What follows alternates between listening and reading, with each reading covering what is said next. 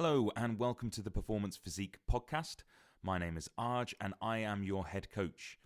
This podcast is all about helping you with your running, your nutrition and your training. We take the jargon out of sports science to help you realise your goals faster than ever before. Let's get started. Shay Kaur-Grewal. BBC Radio London. Countdown has begun. It's the 22nd of April and this coming Sunday, it's finally here. Oh, goodness me, less than a week to go with the London Marathon taking place on Sunday. I'm really chuffed. I'm going to be there. I'm really looking forward to this. Last year was my first year broadcasting at London Marathon and I was just, I would say, overwhelmed. I couldn't quite take in the gravitas of London Marathon. I have been over the years just as a spectator supporting friends, but there was quite something being at the finish line. And someone who was there last year, who is our resident, I would say, coach, is without a shadow of a doubt back. He's going to be there this coming Sunday with me as well. It is Arj Terry-Chalvam. He's a coach, founder of Performance Physique. Can you believe we're only days away from the London Marathon, Arj? You can feel the excitement, can't you? Yeah. It's really buzzing. I saw a few people out running, just walking into the studio, and I thought, you're running it, aren't you? You're getting ready, aren't you? It's quite something because, and thank you for doing this again this year. Last year, you know, every week in the lead up to London Marathon, you came in with a lot of your top tips. Are things different? Does weather play a part with regards to how you should be feeling in the lead up to London Marathon, I wonder? It does play a difference, actually. So that the weather is starting to trend upwards, isn't it? It's getting a little bit warmer as we head towards Sunday. And that does have an impact on how you prepare. It does have an impact on also the importance of preparing correctly in these few days now. So if it's really warm and, you know, if we out exposed doing our recovery runs and our taper runs with the sun shining, we need to be taking on some extra fluids. Okay. This week is taper week. We need to be calm. We need to be easy. So we need to make sure if we're doing any peak day running and it's sunny, account for that. Okay, so fluids, staying on top of your water. I mean, it sounds basic, but actually, sometimes it's the one thing we can forget. Yeah. I mean, what's the nicest thing to do? Go outside when it's sunny. Yeah.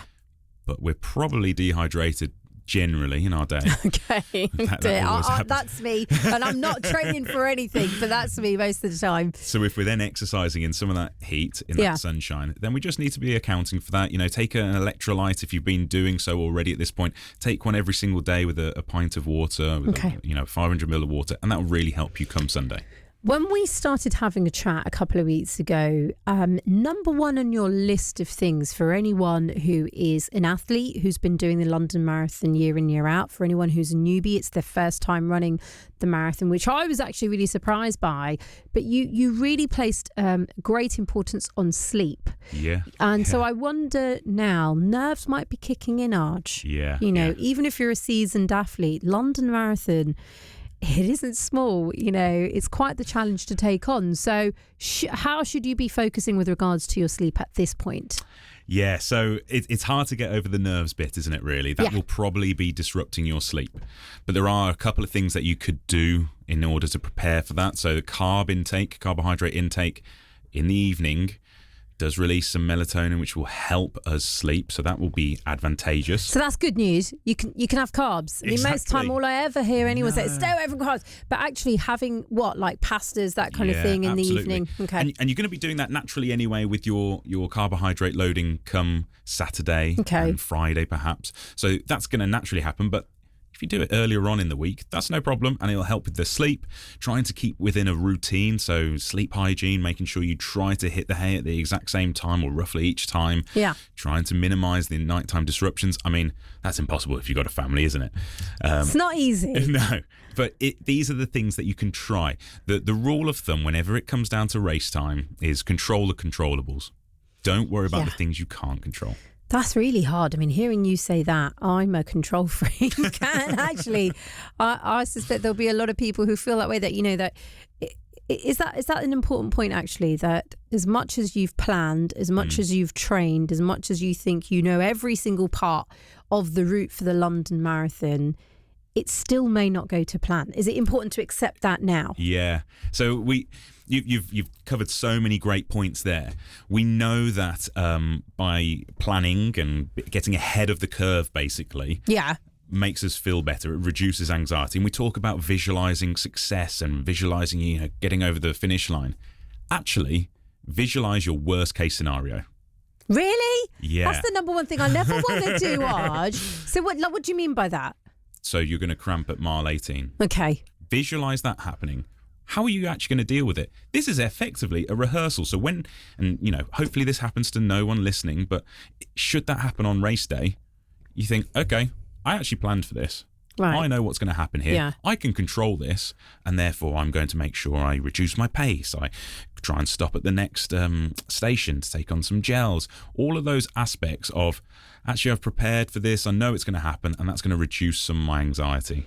So that's interesting, right? So what you're saying is map it through in your mind. Yeah. So if it does happen, you've already kind of thought about it, as opposed to being completely thrown off guard, on the day. What are some of the other key top tips that we should be focused on? How many days are we? 5-6 days away from the London Marathon now? Absolutely that. So let's break it down. You're thinking... First thing in the morning, you're nervous. You're nervous. You've got your breakfast to have. Start making your breakfast. You've rehearsed that breakfast from a couple of weeks out, I'm sure. And whilst you're doing that, you're trying to control your nerves. So do some box breathing. 4 seconds in, 4 seconds hold, 4 seconds out. Let's do that now. What team? I've got the team here with me today. Who have we got? Producer Sanya, producer Jay, also producer Morgan's here. Let's all of us now. And if you're tuned into Radio London, even if you're in the car, I feel like you can do...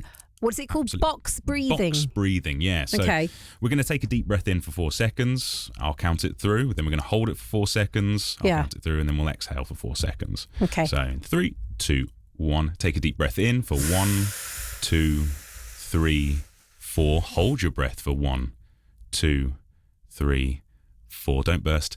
Breathe out for 1, 2, 3, 4. And you repeat that cycle for about 30 seconds. That's nice, isn't it?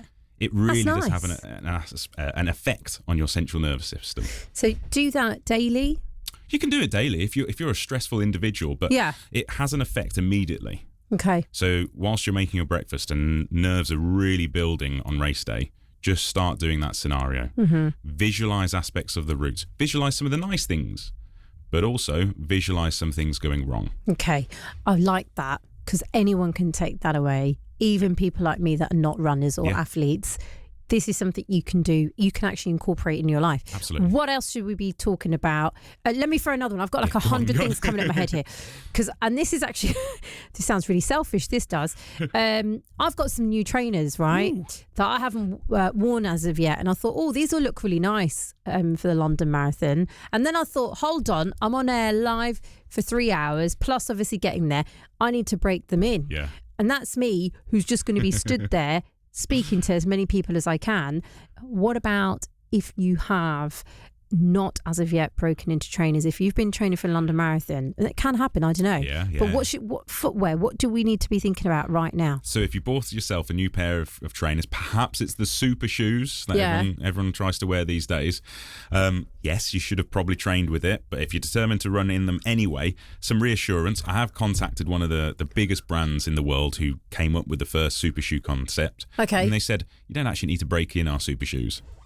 Seriously? Correct. So super shoes are developed for kind of an exposure. You just go out and run it. Those are like the big, beefed up, chunky soles with the memory X, Y, and Z. Is that carbon fibre, and they've got all the way through, like the kind of like big the U shape. Yeah, got it. Exactly. That's good to know. So that was for that particular brand, and they probably govern the majority of the market anyway. Okay. But in my advice, I would still do a couple of your runs this week, your kind of taper runs in them, just to make sure, it doesn't feel too unstable, or it's a bit narrow for my foot. If that scenario happens, it's not game over. Just stick with your normal everyday runner. If this is your first London Marathon, Arj, and you've done all the training, right? You're ready, you're gearing to go. But because it's the first time, you're tuned into Radio London, and here you are listening to Arj, and you are somebody who trains professional athletes, and you're probably thinking, hold on, I didn't realise I shouldn't continue with the training right now. What do you mean by tapering? Because some people won't know that actually the best thing you can do is almost kind of rest, really. Yeah, so the taper is an idea of you're not exerting yourself, you're not doing really intense things, but you're doing enough to stay fresh. Okay. So we're on Tuesday now, so you will probably do a short 30 to 40-minute run today or tomorrow, and you'll repeat that on Friday. So don't do the long runs, right? There's is what no I'm trying to long get runs at. now. Exactly. There shouldn't be any long runs. Correct. And genuinely, there will be people who may not know that. Yeah, someone told me the other day that they ran a half marathon on the weekend, and I was like, okay, let's stick that now to the side and Stop, let's really no be fresh. more. Exactly. So no more gym. This is mobility time only. This is staying stretching, moving. Yeah, maybe. Totally. Just allowing your muscles to be stretched out, relaxed, but not overworked, because it's going to be a long day on Sunday. It's going to be quite long. The average person will probably be out there for 4.5 hours. Okay. So you don't want to exert yourself too early. And what are the other key elements of top tips that you want to give today, Arj? Excellent. So you're going to start your first couple of miles with so much excitement and adrenaline. You need to make sure you slow down the pace as hard as it is. That's hard, isn't it? Because I think, like, for me, in my head, I'd be thinking, right, let's go, and put my foot to the pedal, and I'd want to go as fast as I could. But you're saying, no, actually, just slow down and reserve the energy. Yeah. So it's free energy because you've got adrenaline. Yeah, sure. So just do your very best. The crowds are awesome, aren't they? Yeah. So do your very best just to say, okay, I'm just going to temper it a little bit, go out a little bit slower, and earn some credit in your pace. That means you're saving up all of this energy, you're saving your pace for later on so you can have a fast finish. Okay. You want to fly past the finish line at the end. You don't want to fly into mile 5. That doesn't really look great, no. to be quite honest. Okay. Once we're there, we know that when we get to roughly halfway, you're going to be now working towards all of those training sessions. The doubts are going to creep in slightly. You need to just keep telling yourself, I've done all the training for this. Yeah. Remind yourself of those horrible runs, the ones which didn't go well, but you managed to get through them and finish them. You're built of tough stuff. Yeah. And don't forget, we're all going to be there. Yes. And I've always felt, and I've had the good fortune of speaking to marathon runners, it's the spectators that are cheering them on. That really helps, doesn't it? It's so loud and so engaging, isn't it? Like you see the little children on the sides putting their hands out and waving and high five for a power up and all that kind of thing. It's emotional. It's amazing to see. Use that energy. Take it. Give them a high five and you'll feel better. Yeah. You really will feel better for it. But if those negative emotions creep in, tell yourself verbally, stop. Say it out loud. Okay. No, I've been here. I know what I'm doing. Right. I can cross that line. And these people, however hundreds of thousands of people are going to help me get through that finish line as well. Oh, it's going to be a fantastic day. You're going to be there, aren't you, Arj? I'm going to be joining you, yeah. I'm really, really looking forward to it. And I think the final question I have for you isn't even for those people who are running the London Marathon. It's for the family, it's for the friends, it's for the partners, maybe some of them long-suffering who've been hearing about this training. And look, they sacrifice too. Do you know what I mean? When that one person is taking part in the London Marathon, their loved ones are part of that journey. So what's your advice to them? I would make sure that you pick a spot where you know you're going to see your partner or your loved one or whoever it is. Yeah. Have it established, know what side of the barrier to be on. Okay. So you look out for them, you'll get your reward, and then make your way to a designated spot which you're going to meet up with, and you can all rejoice together. Yeah, and just to have fun. Yeah, right? You've fun. got to have fun. Listen, Arj, great having you on the show today. And thank you for the last 4 weeks. My pleasure. This Thank is you. so vitally important. I genuinely could not have helped with the stuff that you know. And we'll see you on Sunday. Absolutely. I'm see you there. looking forward to the London Marathon. I'll be there live. Arj will be joining me. If you'd like more details, performancephysique.co.uk.